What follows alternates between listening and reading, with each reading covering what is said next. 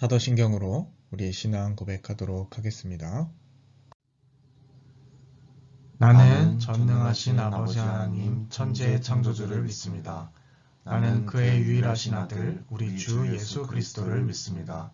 그는 성령으로 잉태되어 동정녀 마리아에게 나시고 본디오 빌라도에게 고난을 받아 십자가에 못 박혀 죽으시고 장사된 지 사흘 만에 죽은 자 가운데서 다시 살아나셨으며 하늘에 오르시어 전능하신 아버지 하나님 우편에 앉아 계시다가 거기로부터 살아있는 자와 죽은 자를 심판하러 오십니다. 나는 성령을 믿으며 거룩한 공교회와 성도의 교제와 죄를 용서받는 것과 몸의 부활과 영생을 믿습니다. 아멘. 부활절 다섯째 주일 예배 하나님 앞에 올려드리도록 하겠습니다.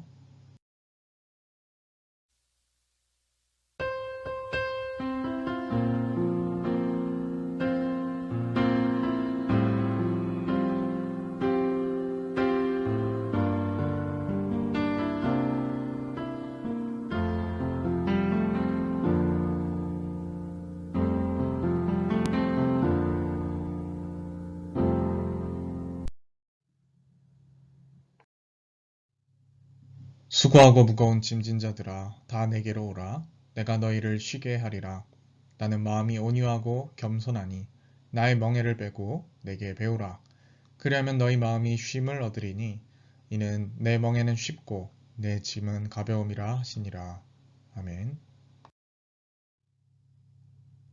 말씀으로 우주 만물을 창조하시고 크신 섭리로 인류의 역사와 인생의 생사 화복을 주관하시는 하나님, 만세 전부터 택정한 백성들에게 거룩한 주일을 허락하셔서 이 시간 주님 앞에 나와 예배하게 하시니 감사드립니다. 이곳에 오셔서 좌정하시고 우리가 드리는 찬송과 기도와 예물을 받으시며 은혜를 사모하는 모든 성도들에게 신령한 말씀을 허락하여 주옵소서. 예배하는 우리의 영혼이 시냇가에 심긴 나무처럼 시들지 않게 하시고 풍성한 은혜를 누리게 하여 주옵소서. 예배의 주관자 되시는 예수님의 이름으로 기원하옵나이다. 아멘. 성시교도 가도록 하겠습니다. 할렐루야. 하늘에서 여호와를 찬양하며 높은 데서 그를 찬양할지어다.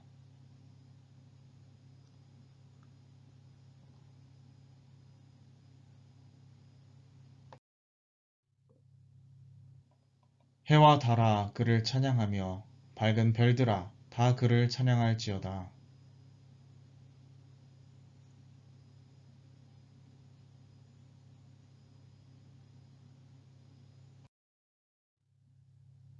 그것들이 여호와의 이름을 찬양함은 그가 명령하심으로 지음을 받았음이로다.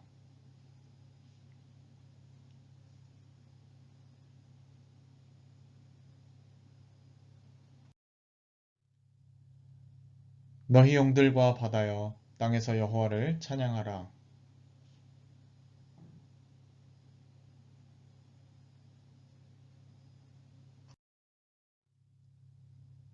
총각과 처녀와 노인과 아이들아 여호와의 이름을 찬양할지어다.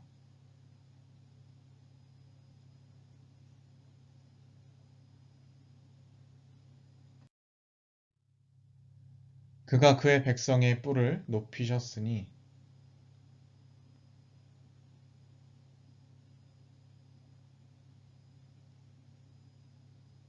아멘. 한 주간을 돌아보며 공동으로 낭독하며 드리는 기도의 시간입니다. 앞에 스크린을 참조하셔서 함께 낭독하며 기도 드리도록 하겠습니다.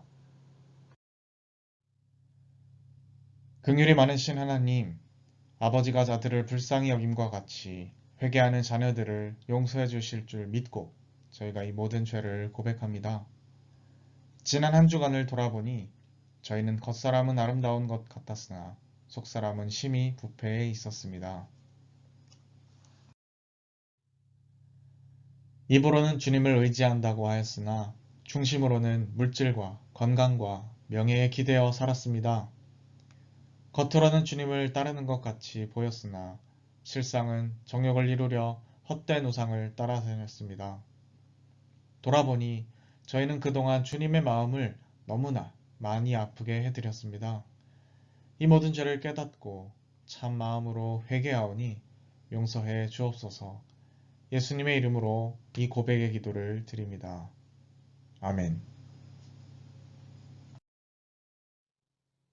한 주간을 돌아보며 하나님과 나만 하는 개인적인 죄들을 고백하고 참여하는 시간 갖도록 하겠습니다.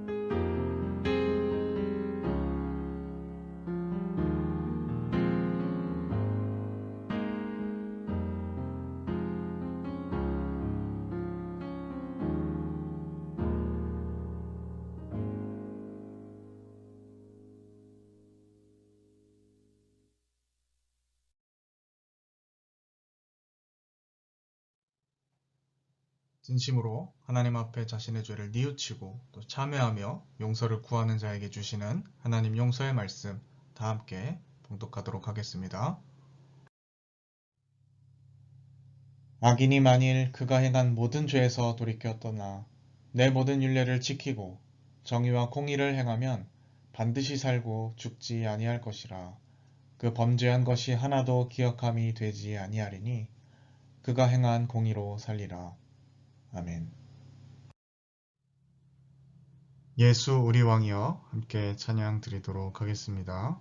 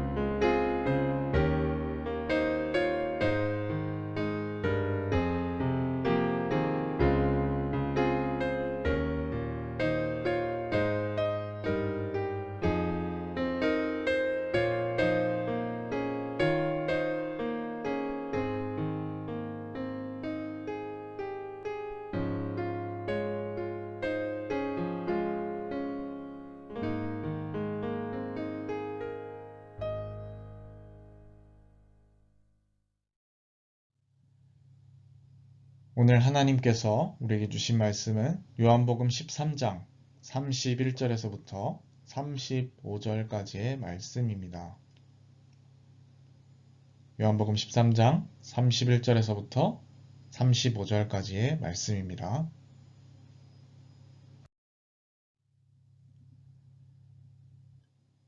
그가 나간 후에 예수께서 이르시되 지금 인자가 영광을 받았고 하나님도 인자로 말미암아 영광을 받으셨도다.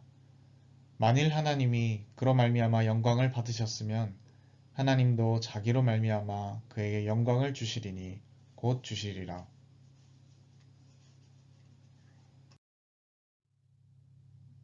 작은 자들아, 내가 아직 잠시 너희와 함께 있겠노라. 너희가 나를 찾을 것이나 일찍이 내가 유대인들에게 너희는 내가 가는 곳에 올 수 없다고 말한 것과 같이 지금 너희에게도 이르노라. 새 계명을 너희에게 주노니 서로 사랑하라. 내가 너희를 사랑한 것 같이 너희도 서로 사랑하라. 너희가 서로 사랑하면 이로써 모든 사람이 너희가 내 제자인 줄 알리라. 아멘. 늘 말씀, 교회, 사랑의 선봉대라는 제목으로 이렇게 말씀 나누도록 하겠습니다.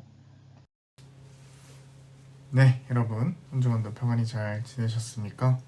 오늘은 교회, 사랑의 선봉대라는 제목으로 이렇게 말씀을 살펴보고자 합니다.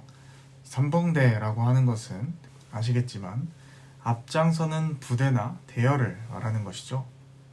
제목 자체가 너무 명확하게 주제를 표현하고 있기 때문에 함께 우리가 말씀을 나누면서 예수님이 말씀하시는 사랑이란 무엇일지에 조금 더 초점을 맞추어 함께 살펴봤으면 좋겠습니다. 오늘 말씀은 그가 나간 후에라는 말로 시작을 합니다. 여기서 그는 가룟 유다를 말하는 것이고요. 그가 나간 것은 그가 예수의 배신자로서 자신의 스승 예수를 로마 당국에 넘겨주기 위하여서 자리를 이탈한 것입니다. 이미 예수님께서는 가룟 유다의 배신을 다 알고 계셨죠. 여러 차례 유다의 배신에 대해서 언급도 하셨고 우리가 함께 읽은 13장 앞부분에도 그 내용이 등장을 합니다. 이제 유다의 배신 이후에 주님은 십자가에 달려 죽으십니다. 독특한 것은 가룟 유다가 자신을 팔아넘기기 위하여서 나간 것인데 예수님께서는 지금 인자가 영광을 받았다라고 말씀하신다라는 것이에요. 도대체 이게 무슨 뜻일까요? 우리가 이것을 이해하기 위해서는요, 요한복음서 자체가 가지고 있는 영광의 개념에 대해서 알고 있어야만 합니다. 분명한 것은 우리가 쓰고 있는 일반적인 영광의 개념이랑은 많이 다르다라는 것이죠. 우리가 쓰는 영광, 영광스럽다 이런 표현은 보통 언제 쓰나요? 가끔 크리스천 연예인들이 수상소감을 할 때 하나님께 영광 돌립니다 뭐 이런 표현을 쓰곤 하죠. 꼭 크리스천만 이 표현을 쓰는 건 아닙니다. 그러나 어쨌든 영광이란 말은 일반적으로 자신의 명예가 드높아지고 나 자신이 사람들로부터 인정받고 지켜 세워지는 명예로운 그런 순간을 가리키는 것이죠. 이게 뭐 흔한 이미지들이 있지 않습니까? 샴페인 같은 것들을 들면서 유명한 레오나르도 디카프리오가 연기한 위대한 개츠비 영화 그런 어떤 짤방 같은 거 우리가 아는 영광은 약간 그런 것이지 않습니까? 그런데 요한복음의 영광은 조금 다르다라는 것이에요. 예수님께서 줄곧 말씀하셔 왔던 영광이라는 것은 바로 십자가에서 죽는 것을 가리키기 때문이죠. 물론 이 십자가의 죽음이 영광이 될 수 있는 것은 그 죽음 이후에 부활이 있기 때문에일 것입니다. 그러나 요한복음은 부활이 곧 영광이라 하지 않고 십자가를 영광이라고 표현한다라는 것입니다. 우리도 이렇게 헷갈리는데 사실 우리만 그런 것은 아닙니다. 당시에 로마 제국도 그렇고요. 심지어 유대교 종교 지도자들도 영광을 다 이런 식으로만 이해했기 때문이죠. 그래서 제자들도 당신의 스승 예수가 십자가에서 죽는다라는 것을 이해하지 못했다라는 것이에요. 왜냐하면 메시아는 영광스러운 존재인데 어떻게 자꾸 이 십자가에서 죽음을 당할 수가 있느냐 이렇게 이해할 수가 없었다라는 것이죠. 아마도 이 요한복음이 이토록 역설적인 이 영광의 개념을 강조하는 이유는 복음서의 저작 배경과도 관련이 있을 것 같습니다. 이 저작될 당시에 크리스천들은 여러모로 박해와 고난 가운데 놓여 있었기 때문이죠. 그리고 같은 유대교로부터도 배척받아서 출교당하는 여러 가지 상황에 놓이기도 했고요. 그러니 이 요한복음 저자는 박해를 받고 있는 수많은 이 유대 크리스천들, 유대 교회 공동체들에게 이러한 개념과 장치들을 통하여서 위로와 독려를 같이 전하고 있는 것입니다. 여러분 괜찮습니다. 힘내세요. 예수님께서도 이것을 영광이라고 말씀하셨고 그 길을 걸어가셨습니다. 우리도 그렇게 합시다. 이런 의미인 것이죠. 그런데 더 눈여겨볼 것이 있습니다. 그것은 예수님께서 영광을 받기도 하시지만 그 예수님의 십자가를 통하여서 하나님도 영광을 받으신다고 말씀하신다라는 것이에요. 우리가 손쉽게 하나님께 영광 돌린다라는 표현을 다시 생각해보게 만드는 거죠. 우리는 뭔가 대형 프로젝트 같은 업적을 따내서 사람들이 나를 인정해주고 지켜 세워줄 때 겸손한 태도로 웃으면서 짠! 내가 아니라 주님께 영광을 돌려드립니다. 이런 어떤 그림을 생각하는데 적어도 요한복음이 말하는 영광은 오히려 십자가에서 죽는 것을 통하여서 하나님께서 영광 받으신다라고 말씀하시기 때문입니다. 그러니까 우리가 생각하는 건 이런 것인데 실제 요한복음의 개념은 다른 것이죠. 자, 하나님을 위하여 받는 고난 그 자체가 영광이고 하나님은 그것을 통해 영광 받으신다라고 말한다라는 것을 우리는 잘 새겨야 할 필요가 있겠습니다. 드라마틱한 성공과 인정받는 자리에서 하나님께 영광 돌리는 것도 물론 의미 있는 것이겠지만 우리의 일상의 삶 속에서 하나님의 말씀과 뜻을 따르려 하다가 받는 여러 고난들을 통하여서도 기꺼이 하나님께서는 영광을 받으시고 우리도 그렇게 영광 돌리는 것을 거리껴하지 않아야 하겠습니다. 하나님께 영광 돌리고 싶다라는 어떤 종교적 언어로 자신의 출세나 성공에 대한 욕망을 정당화하려는 사람들에게 꼭 저는 이 말씀 그리고 이 짤방을 보여드리고 싶습니다. 진짜 요즘 여러분들의 표현대로 패치 마렵다 이런 표현 쓰죠. 개념을 탑재해야 하는 겁니다. 하나님께 영광 돌리고 싶구나. 하나님 받으시는 영광 이런 건데 이렇게 말하면 그들의 정체가 금방 탄로나지 않겠습니까? 혹시나 기독교를 인한 번영과 성공의 밑거름이라는 생각으로 믿고 계신다면 저는 차라리 다른 데 알아보라고 말씀드리고 싶습니다. 저는 적어도 여러분들에게 그런 것을 팔지 않습니다. 주님은 이 역설적인 영광을 받으시기 전에 제자들과 잠시 함께 할 것이다 라고 말씀을 하십니다. 너희가 나를 찾을 것이지만 내가 가는 곳에 너희는 아직 올 수 없다. 십자가 죽음 이후에 부활을 말씀하고 계신 것이죠. 그리고 거의 유언과 같은 아주 중요한 말씀을 하십니다. 그건 바로 서로 사랑하라 라는 것이에요. 새 계명을 주노니 서로 사랑하라. 뭔가 이 대단한 가르침을 기대할 법할 만한 그러한 타이밍에 의외로 주님은 싱거워 보이는 그런 말씀을 하시는 것처럼 보입니다. 그러나 예수님의 이 말씀은 너무나 중요하고 의미가 있는 그런 말씀이라는 것이죠.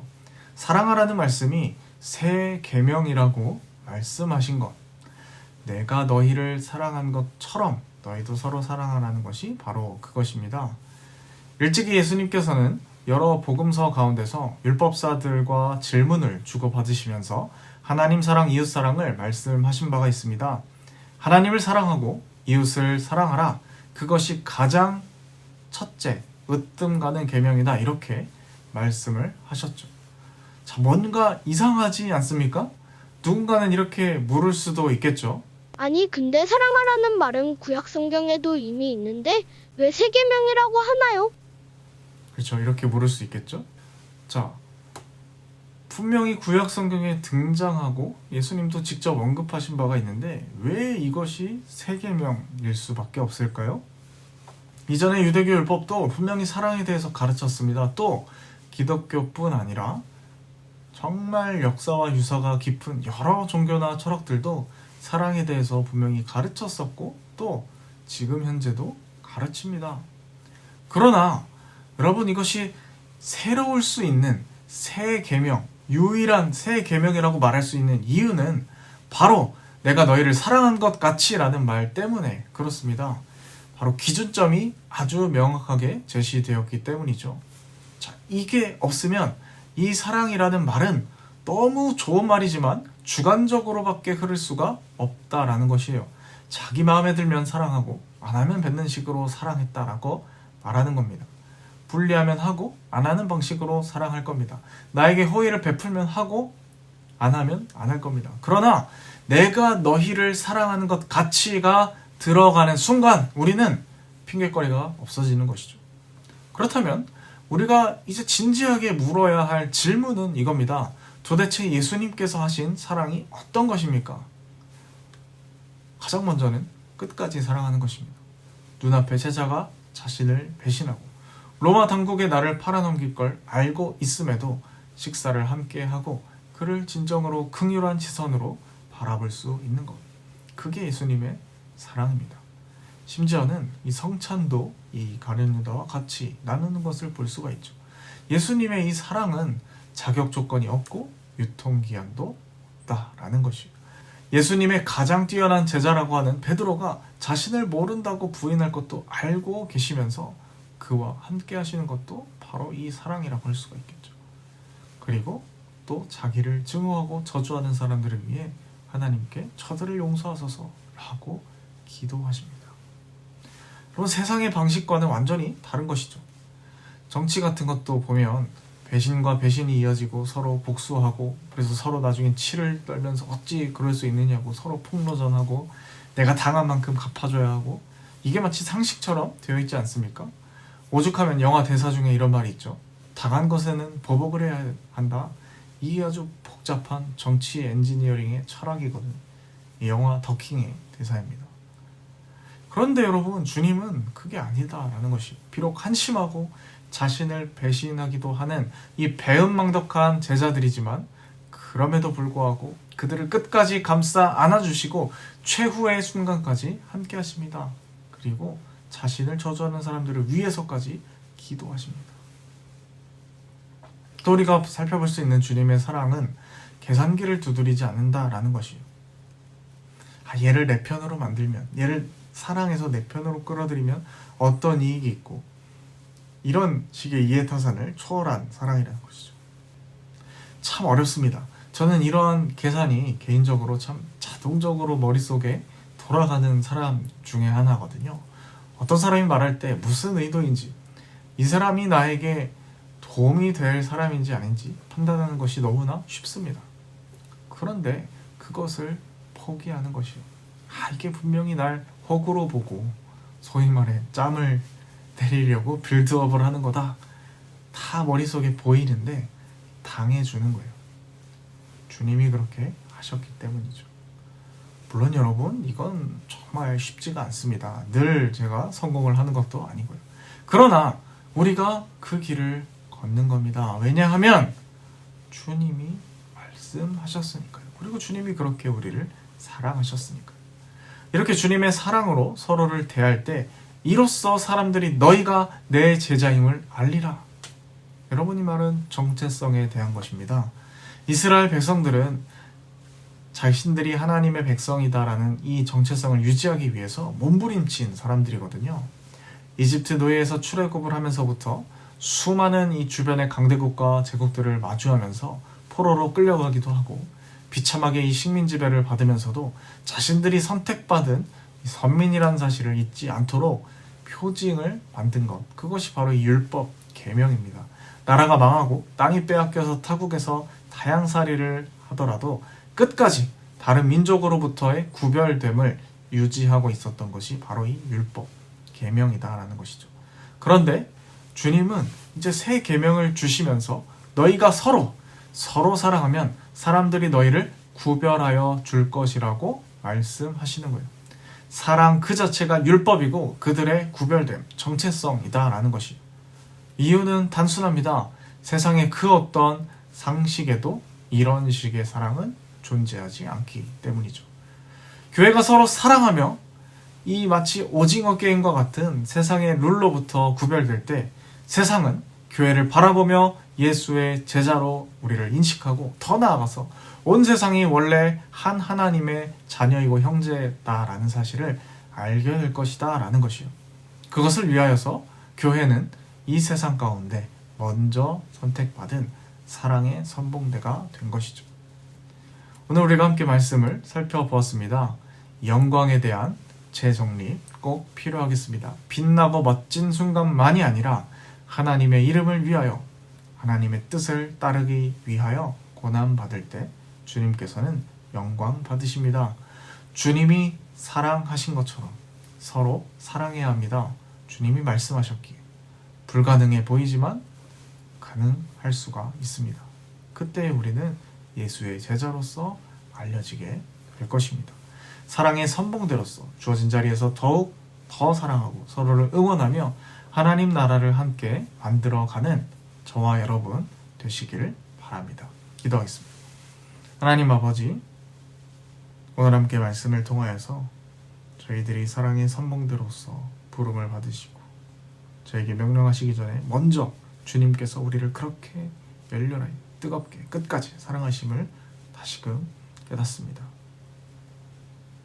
저희의 힘으로 할 수 없사오니 주의 성령께서 함께 하셔서 우리가 이 불가능해 보이는 이 사랑에 끊임없이 도전할 수 있도록 인도해 주시고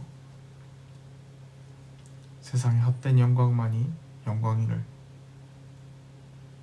세상 사람들이 다 추구하는 영광, 그것이 우리의 영광이라고 받아들이며 살아가는 사람들이 아니라 정말 주님의 이름을 위하여 주님의 뜻을 따르다가 받는 고난을 기꺼이 감내하는 진정한 크리스찬들 다 될 수 있도록 인도하여 주옵소서. 함께 하실 줄 믿사오며 이 모든 말씀 예수님의 이름으로 기도드립니다.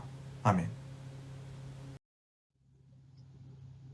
이 시간 우리의 삶을 결단하며 또 우리의 소유 일부를 하나님 앞에 봉헌 드리도록 하겠습니다. 예수로 살리 함께 찬양 올려드리겠습니다.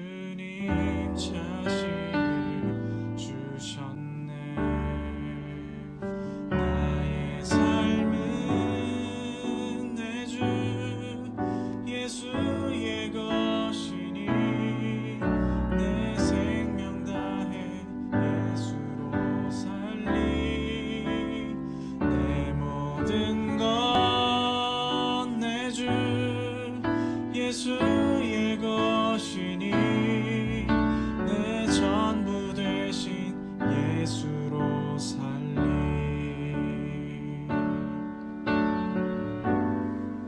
바람이 스치듯 삶은 지나가도 꺼지지 않은 소망이 있네. 그 길을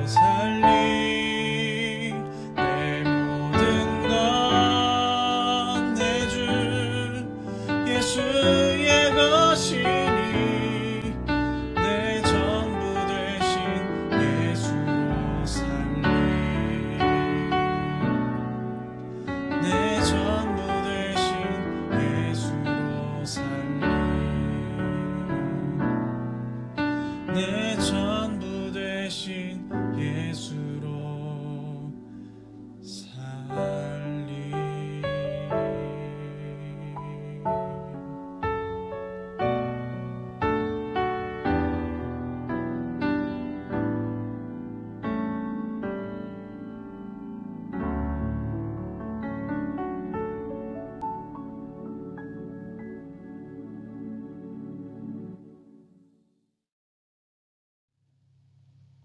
하나님 아버지, 오늘도 주님의 이름을 높이고 찬양하며 귀한 말씀 듣게 하심을 감사드립니다. 말씀을 기억하며 다시금 우리의 삶을 주님 앞에 결단합니다.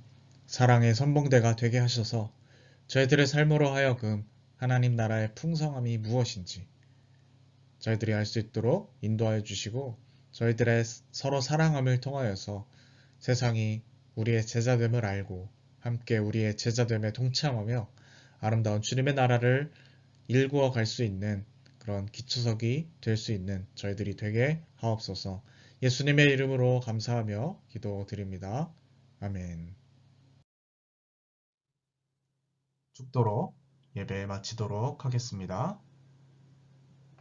지금은 우리 구주 예수 그리스도의 은혜와 하나님 아버지의 극진하신 사랑하심과 성령의 인도 역사하심이 오늘 함께 말씀을 듣고 진정으로 예수의 제자로서 구별되고 사랑함으로써 우리의 신앙을 세상 가운데 드러내기를 마음속에 다짐하는 주님의 백성들 머리머리 위 그것을 통하여서 하나님께 진정으로 영광 돌려드리고 주님의 나라를 위하여 정진하기를 다짐하는 주님의 자녀들 머리머리 위 지금부터 영원까지 함께 하시기를 축원하옵나이다.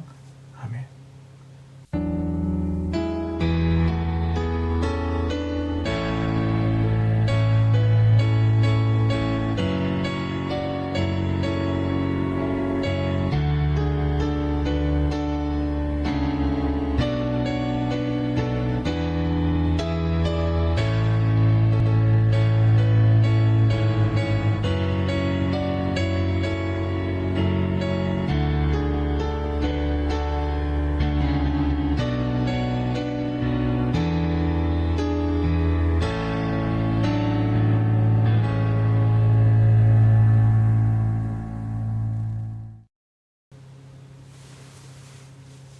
네, 여러분 한 주간도 예수의 제자로서 구별된 존재, 이렇게 구분된 존재로서 온전히 살아가는 저와 여러분들 되시기 바랍니다.